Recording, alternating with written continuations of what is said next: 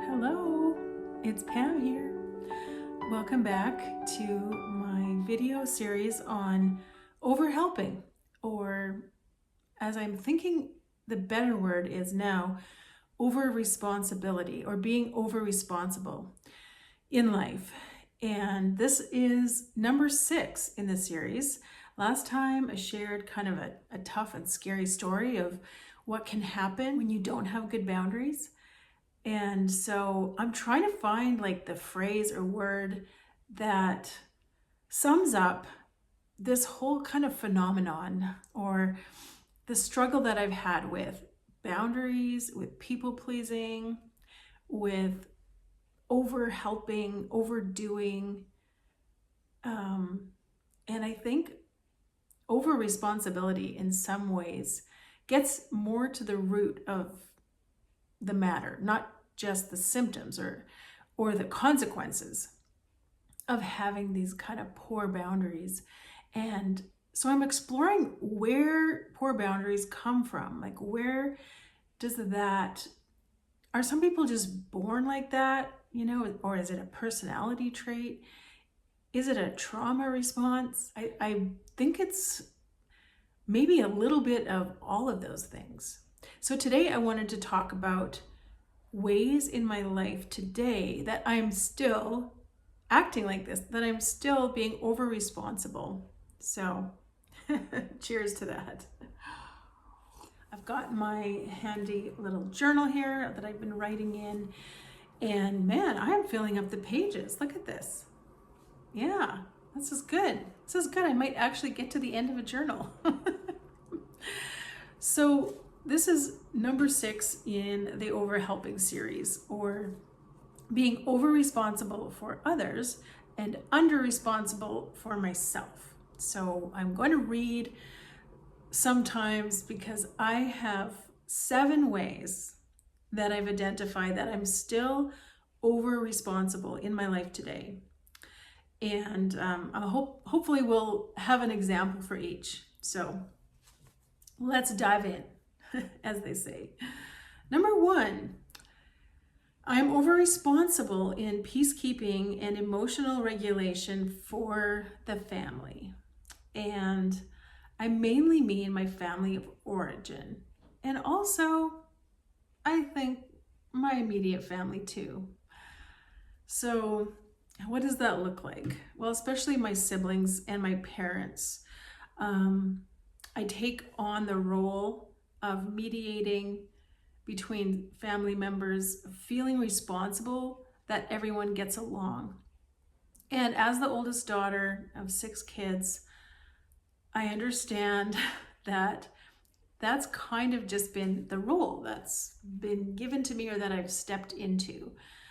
But I really don't want it to keep going like that. So even though I've stopped doing a lot of these things, I've stopped trying so hard, I still feel it. I still feel over responsible. I still feel like I need to do something to fix. And especially right now in my extended family, there's some really fractured relationships. And so I kind of feel like there's got to be something I can do. And then I realize, no, that's not your job. And there's this kind of tug of war back and forth in my brain and my heart. So that's number 1, over responsible in peacekeeping and emotionally kind of trying to regulate my family. Number 2, I am over responsible for keeping relationships going. So I've improved here. I've pulled back, and I have some great friends who really meet me halfway. And so I have improved in this area, but I've caught myself feeling like it's up to me if I want to have friends, if I want to keep relationships. it's up to me to make sure that it happens. And part of growing in this area is realizing that it's a two-way street, right? And that we each need to pick up and carry one end of this, I don't know, plank. That's our friendship.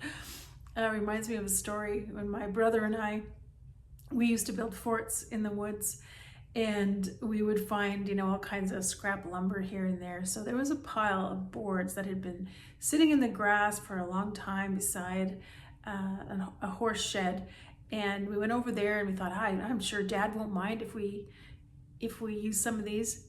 And so we picked up the board, he on one end, I on the other. And he's about 3 years younger than me. Probably, I think he was like 7 and I was probably 10, something like that, maybe 8 and 11, not sure. But we started walking over the field towards where our fort was. And one of us stepped in a hornet's nest. And I just remember that he dropped his end, right, of the board and ran and kind of left me there, standing there. And I'm kind of thinking, well, why was I still hanging on to it? I'm not sure exactly, but it just reminded me of that story. And I got stung like 25 times or something. But when you're carrying a friendship or relationship, sometimes, you know, there's times when you have to stop. There's times when you have to get some help, maybe with your end or their end, but it's not something where you're carrying it all, right? So I have improved in that, but over responsible for keeping relationships. I'm still like that though with family members, like especially my parents. If I don't reach out, the relationship might be strained and it will be all my fault. So let's say if I miss a phone call or if I'm just not available for a few days, I start to kind of feel this stress of I need to make sure that they're not mad at me, right? I need to keep this relationship going. So I've just been thinking about that lately and like my inner responses to things, and trying to just be aware and sit with it and think, what is going on there? Like, why do you feel that way? And it's over responsibility. It's not all my responsibility, but I take it on. So that's number 2. Number 3, over responsible. So this is kind of a work-related one right now. As a piano teacher, I'm over responsible for piano and voice students' success. I put a lot of effort in, a lot of labor during the lesson and around the lesson, making sure I have the right music for them, making sure I'm keeping them motivated.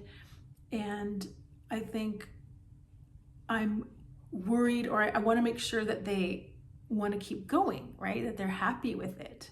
It's that people-pleasing thing for their parents and for them as a student.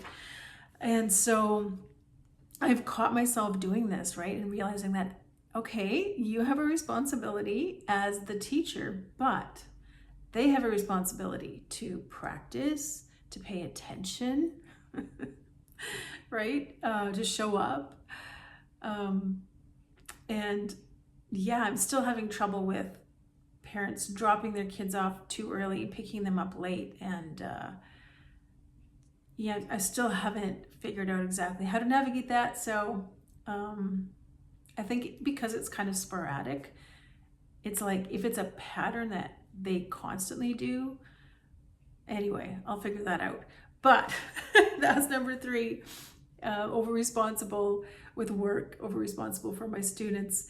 And, you know, when I'm teaching in school, the school setting, kind of the same way. And so this would result in students being really successful in my classes because I made sure that they succeeded. I did everything in my power.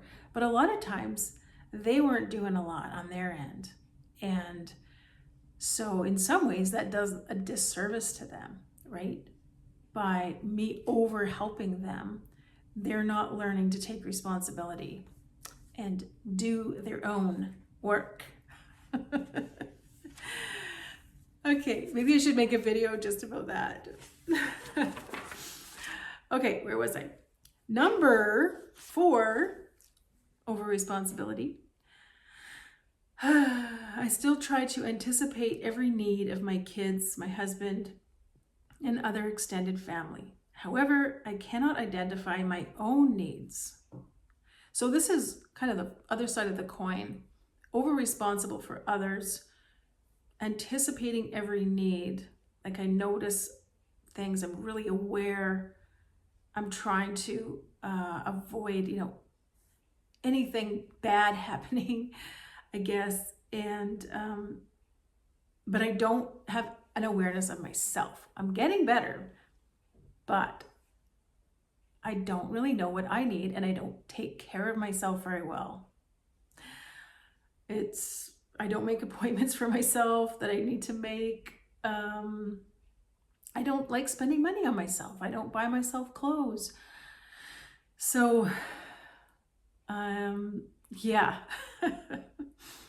trying to balance that a bit, right? Where, yes, it's good to care for others,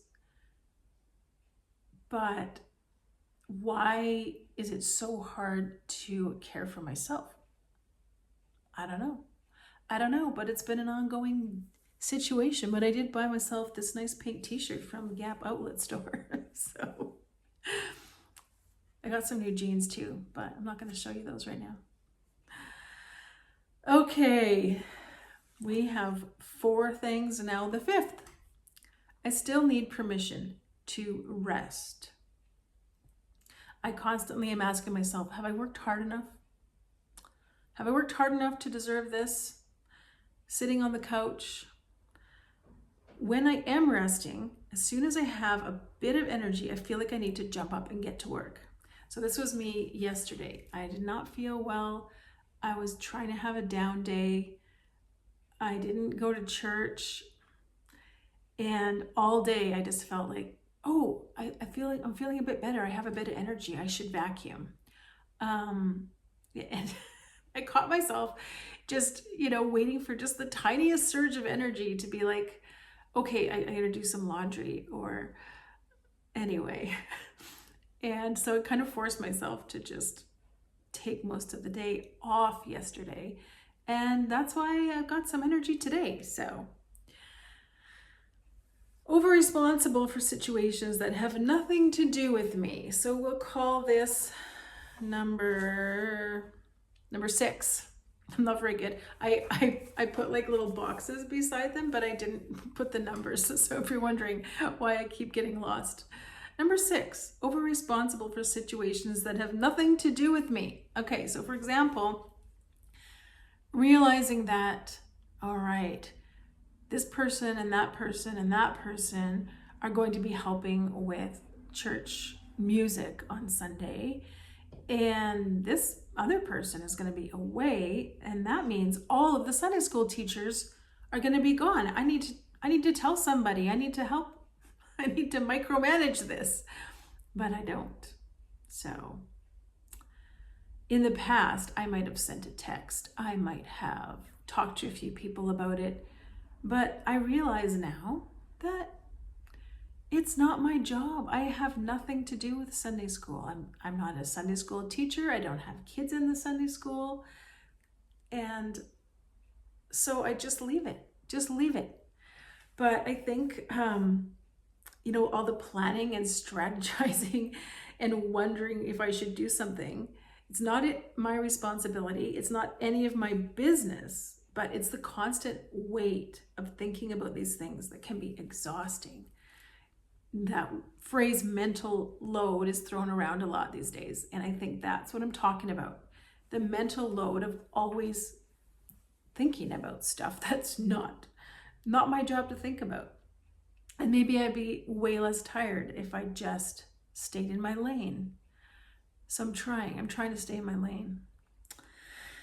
And the last one, number 7, when others are unhappy or not doing well, I take it personally. I feel like I've failed them. And rather than just allowing them to go through what they're going through and have their feelings, I feel like if they're struggling, it must be because I missed something. I did something wrong. And sometimes that has been true, especially with kids. And so it gets a bit tricky because when something is true once in a while, sometimes we apply that across the board, right? But it's not true every time. And with my parents, definitely that way too. If they're not happy, I feel like I've let them down as a daughter, and I need to figure out what I did wrong. But I read somewhere or heard somewhere recently, the best gift I can give sometimes is my own authenticity. So especially with my adult children, being real, being authentic, and sharing what's really going on with me can be a gift to them. Not when they're younger, right? Not so much when they're younger, but as they're growing into adults and we're kind of meeting on a more level playing field, right? Being my real self is a gift to them. So those are 7 things that I came up with. I know that I could just keep going. I could have 10 things, I could have 12 things, but a lot of them are kind of the same, right? But maybe you've identified with one or more of these and have realized, hey, why am I over responsible? And I'm trying to learn in real time, trying to grow in these areas by identifying what's going on, talking about it, writing about it in here. But I'm burnt out with trying to keep people happy with me. It's very anxiety inducing, and I've realized that constant stress is what leads me to those times of deep depression and burnout. And I don't need to live like that, right? I can heal from it. I can change. I can identify what's going on. So, over responsible. I need to be responsible for me.